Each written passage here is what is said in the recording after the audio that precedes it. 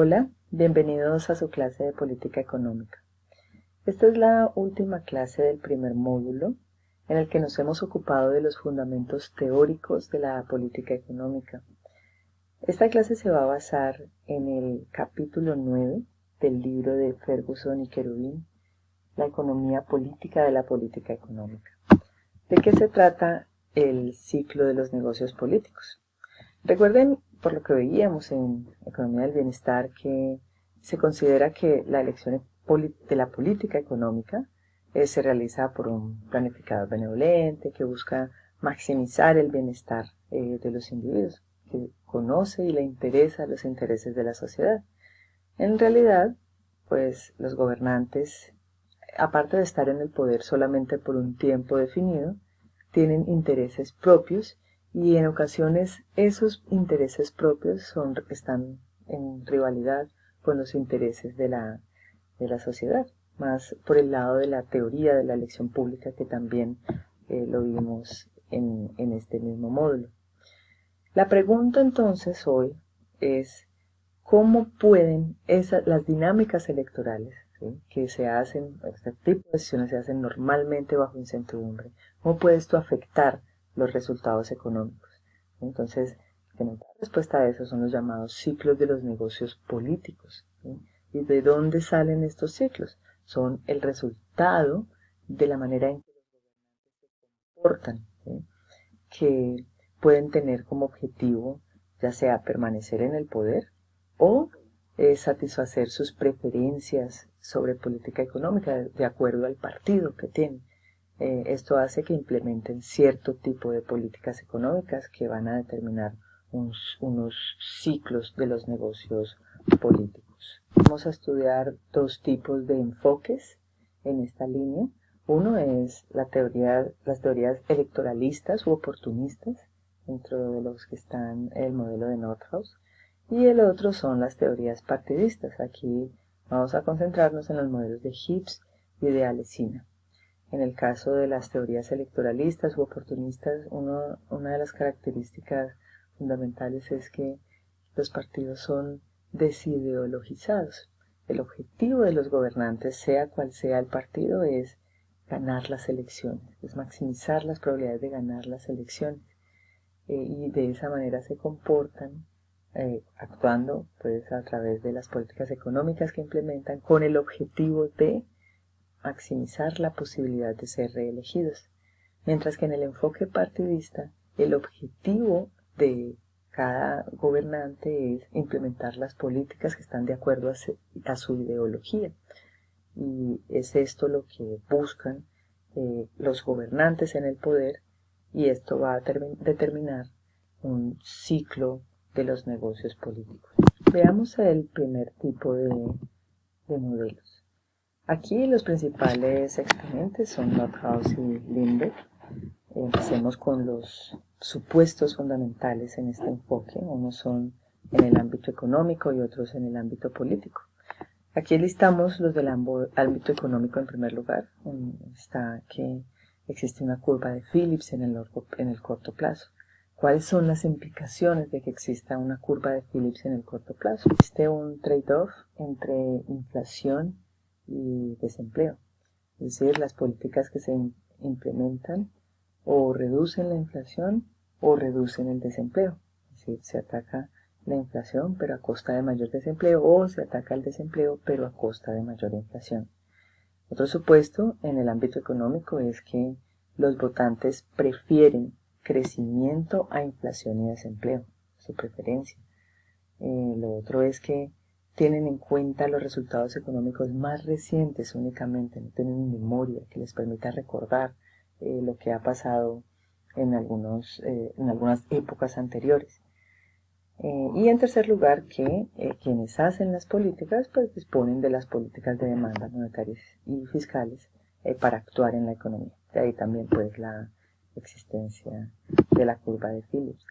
En el ámbito político, los supuestos son que, como ya lo mencioné, los partidos son desideologizados. Lo que les interesa es permanecer en el poder, hacer que en las elecciones salgan reelegidos ellos mismos o su partido.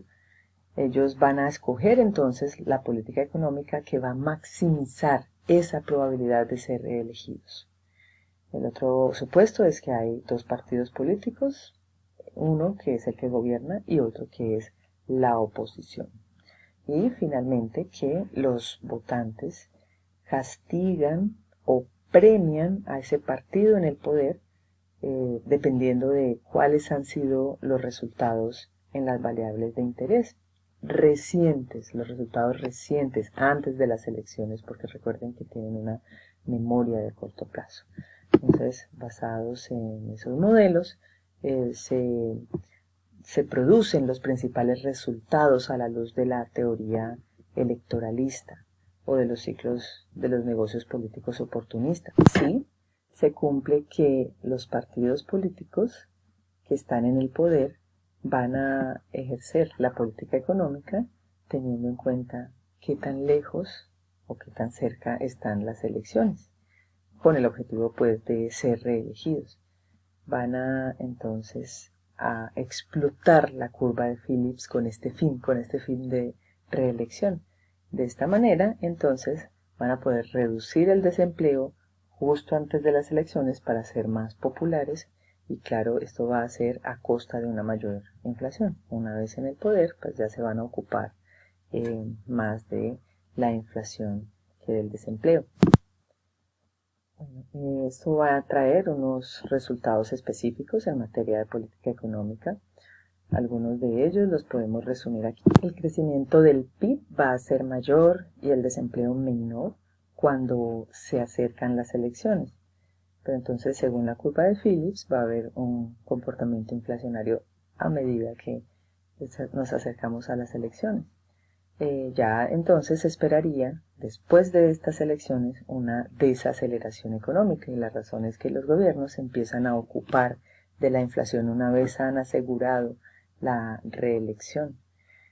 Entonces aquí lo clave es que para que todo esto pueda cumplirse es necesario este supuesto de los votantes no son racionales. De otro modo, o sea, si los votantes fueran racionales, no se dejarían sorprender. Es decir, no sería posible esta llamada sorpresa inflacionaria. Este es entonces un supuesto clave.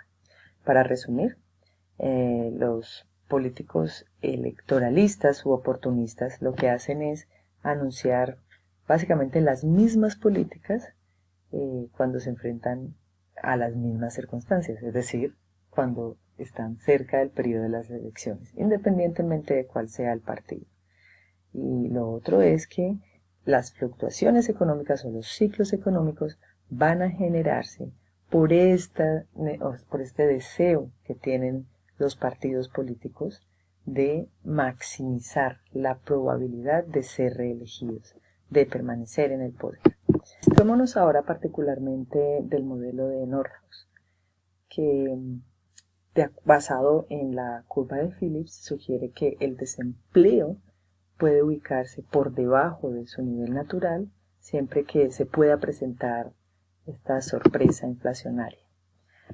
Según el modelo, la economía o su desempeño va a estar determinado por dos variables fundamentales, la inflación y el desempleo. Estas dos generan cierto nivel de desutilidad a los votantes y podemos plasmar esa desutilidad en una función sencilla como esta.